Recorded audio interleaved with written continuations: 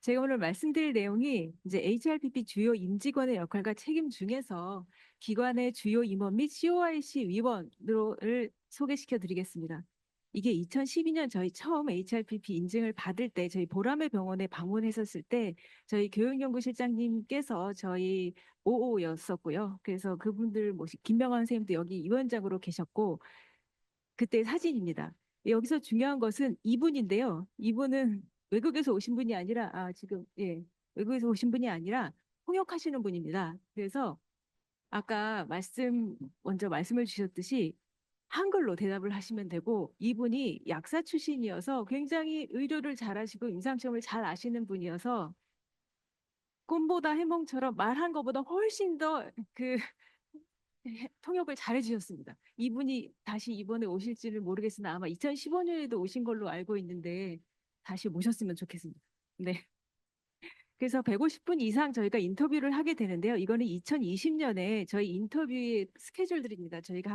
제가 들어갔던 그 부분이 있었고 그다음에 맨 마지막에 그 기관장을 포함한 기관의 임원들이 인터뷰한 그런 내용이 있었습니다. 이런 식으로 진행이 됩니다.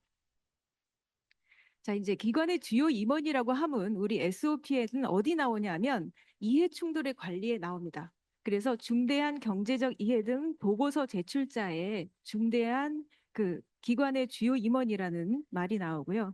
이 해당하시는 분들은 COIC 관련 질문을 받을 수가 있습니다.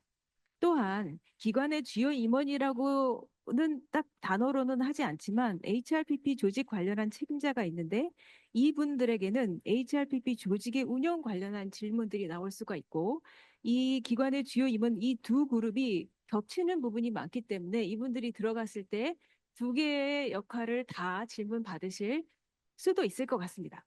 우선 COIC 관련 질문들에 대해서 얘기해 보겠습니다. COI라고 하는 것은 이해 충돌이라고 이제 용어가 바뀌었는데요.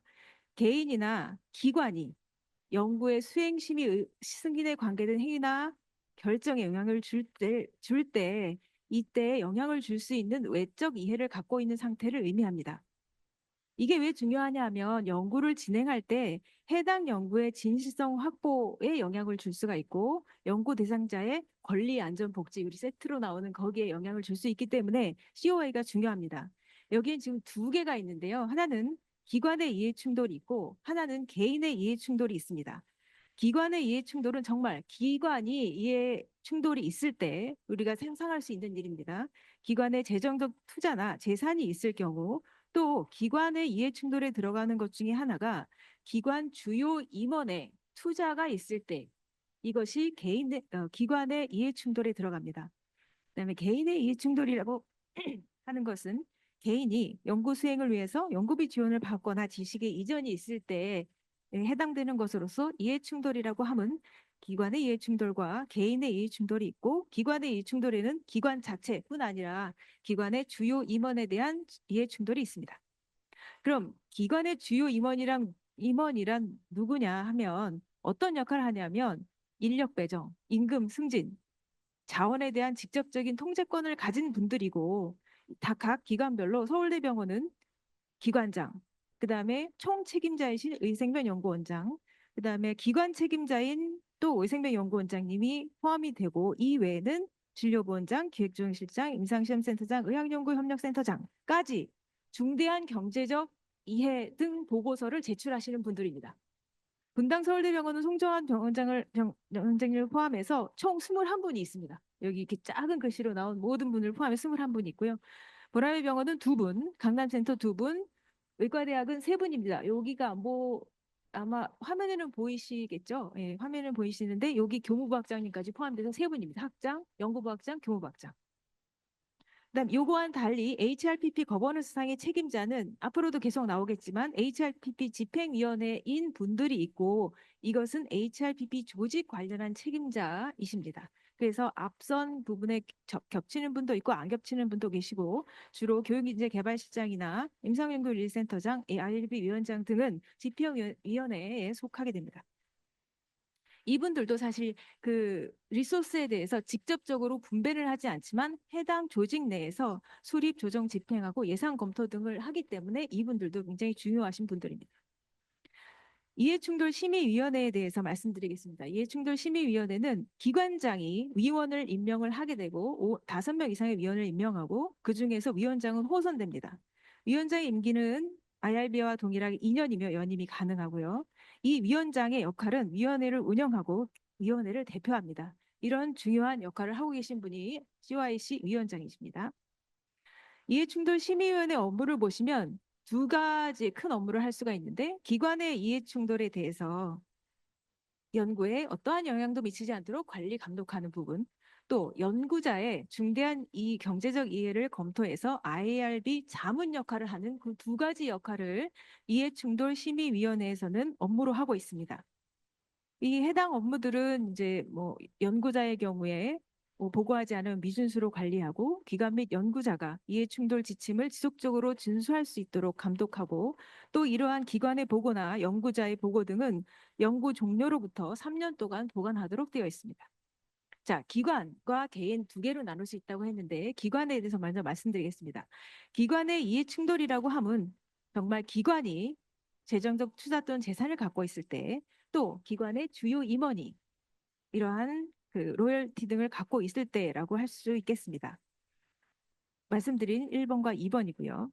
그래서 보통 이제 기관의 주요 임원이 사회이사로 일한다던가 그런 경우도 이런 그 기관의 이해충돌에 들어갈 수 있겠습니다. 중대한 경제적 이해에 해당하는 것은 다음 5가지입니다.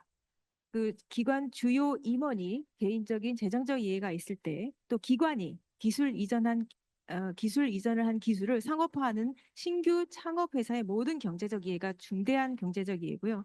그다음에 5천만 원 이상 공개 거래 기업에 대한 소유 지분을 갖고 있을 때, 또 특정한 인간 대상 연구로부터 직접적인 이익이 상당히 기대되는 개인 또는 제3자 기업에 의한 5천만 원 이상의 기부금을 받았을 때, 또 IRB에서 승인된 인간 대상 연구에서 기관의 지식재산관리실에 의해 기술 이전한 기술을 사용한 연구일 경우에 이것들이 기관의 경제적 이해 중에 중대한 것으로 간주됩니다.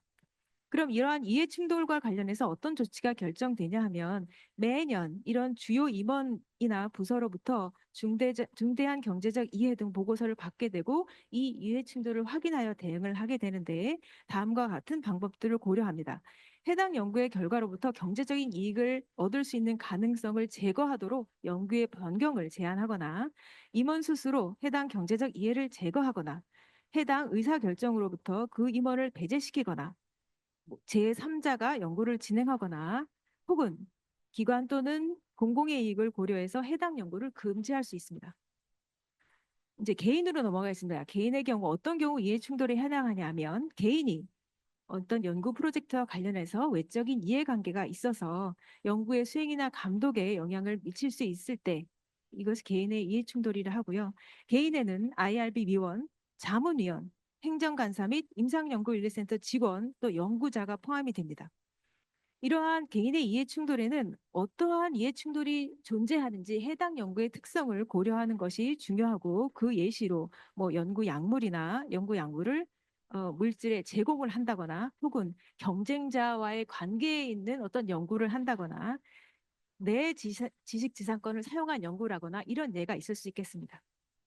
개인의 경우에 중대한 경제적 이익은 말씀드린 경제적 이익에 해당하는데 뭐 의뢰사의 대표이사 혹은 중역으로 참여하는 경우도 있고 본인 또는 직계 가족이 1년 동안 상장 기업부터 받는 금액이 500만 원 초과하거나 500만 원을 초과하는 주식 등을 갖고 있을 때 중대한 경제적 이해관계에 해당하겠습니다.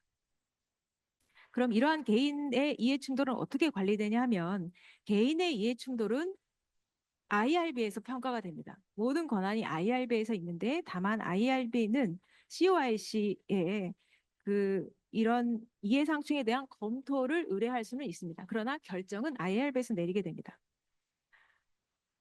연구 대상자의 권익 침해 여부를 판단을 하는데 이러한 경제적 이해관계로 인해서 연구 대상자에게 위험을 초래할 가능성이 있는지 혹은 연구 결과가 객관적이지 않을 수 있는지 혹은 수익이나 소유권 양이 얼마나 큰지, 혹은 경제적 이해관계가 중요한 인센티브가 되는지를 IRB가 판단을 할 수 있겠습니다.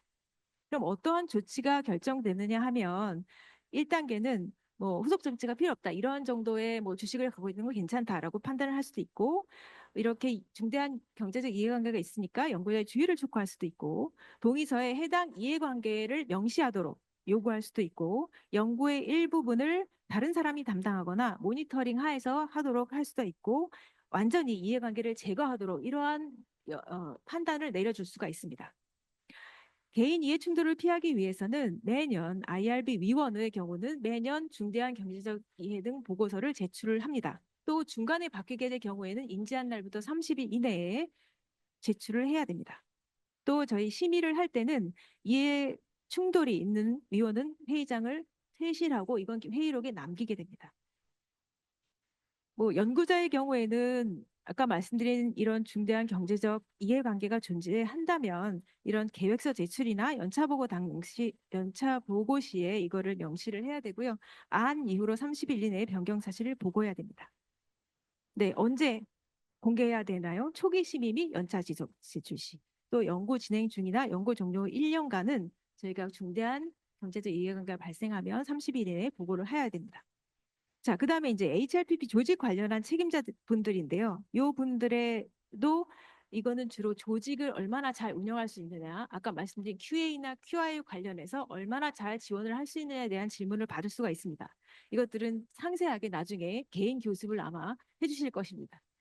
이것은 저희가 이제 받은 질문 중에 일부를 발췌를 했는데요. 2012년에는 연구기획 연구부학장, 기획연구부장님께 이러한 질문이 주어졌습니다. 연구 과정 중에 챌린지가 무엇이냐? HRPP를 위해 어떠한 노력을 하고 있느냐? 4개 병원이 이때 4개 병원이었습니다. 조화롭게 운영되도록 어떻게 조정하고 있느냐? 학교와 병원의 관계는 무엇이냐? 임상시험 중 발생한 중대한 이상 반응 보고를 의대에서도 받고 있는가? 그다음에 COI에 대해서 알고 있는가? 그다음에 일반적인 병원 거버넌스 구조에 대해서 다 연구부학장님께도 질문을 드렸었고요. 2015년에는 기관장에게 새로운 의학에 대한 연구가 있는가? 뭐 그때 스템셀에 대한 연구를 물어본 것 같고요. 그다음에 IRB에서 승인한 연구를 불허가 한 적이 있는가? 이거는 SOP에 나와 있습니다. IRB 승인을 받은 연구는 기관장이 허가 혹은 불승인을 할 수가 있습니다. 그러나 IRB에서 승인받지 않은 연구는 절대 승인을 할 수가 없다는 요 SOP는 기관장님께서 잘 알고 계실 것입니다. 그다음에 IO가 누구며 뭐 기관의 OO는 누구인가? 그다음 IR 위원은 어떻게 임명하는가? 호선 위원장은 어떻게 선출하는가? 그다음에 그 인스펙션을 받은 적이 있는가? 그다음에 집행위원회에서 어떻게 리소스를 배분하고 평가하는가? 그다음 위원회 수를 어떻게 늘리는가? HRPP에는 어떻게 외부에서 평가를 받는가? 해당 질문이 있었고요. 2015년에 연구부학장께 리서치팀 역할을 설명해 달라. HRPP 프로그램의 이슈는 무엇인가? 학생들의 연구 윤리 교육, PI 중에 넌 MD는 어떻게 하는가? 연구자 및 PI 교육은 어떻게 하는가? PhD 과정 말고 레지던트십에서 MD 교육은 어떻게 이루어지는가? HRPP에 의과대학이 어떻게 관여하고 소통을 어떻게 하는가? 논문 라이팅에 대해서 의대 학생과 석박사 과정 학생에 대한 교육에 대해서 질문했고 HRPP 프로그램의 인력 자원 등에서 학교에서 어떻게 지원을 하는가? 그다음에 교육을 어떻게 받는가를 질문을 했었습니다. 2015년 제가 자료가 없었고 2020년 질문 목록을 주신 걸 보면 의과대학을 포함한 자개병원 통합체제를 설명해달라. HRPP 총책임자 및 HRPP 기관 책임자는 정기적으로 회의하는가? 각 센터장과 위원장들과 어떻게 소통하는가? 각 병원들은 어떻게 소통하는가? 또 기관장과 IRB 결정 사항을 어떻게 기관장에게 보고하고 기관장은 어떻게 뭐 반려를 한 적이 있는지를 질문을 했었고 IRB 수는 적당한지 또 각 병원마다 독립적으로 이거는 그 미국에 해당하는 연구인데요. FWA를 유지하는지, HRPP 운영 외부 평가는 어떻게 받는지, 규제기관의 실태조사 경험은 있는지, 교수진이 연구를 많이 할수록 치료에 할애하는 시간이 줄어드는데 연구와 치료의 균형은 어떻게 만드는지, 그다음에 연구자들은 IRB나 HRPP 우호적인지, 그다음에 IRB와 연구자 간의 논쟁은 기관장으로서 어떻게 해결을 할 것인지, 기관장으로서 연구자들에게 연구 수행을 위한 충분한 자원을 제공하는지, 연구자의 니드는 어떻게 파악하는지, 통합 HRPP에서 학장의 역할은 무엇인지, 의대는 어떻게 관여하는지, 병원과 의대의 관계는 무엇인지, 기관의 이해충돌은 어떻게 관리되고 있는지를 질문을 했습니다. 이것에 대해서 상세에 아마 과외 교습이 있을 것이라고 생각합니다. 이상입니다.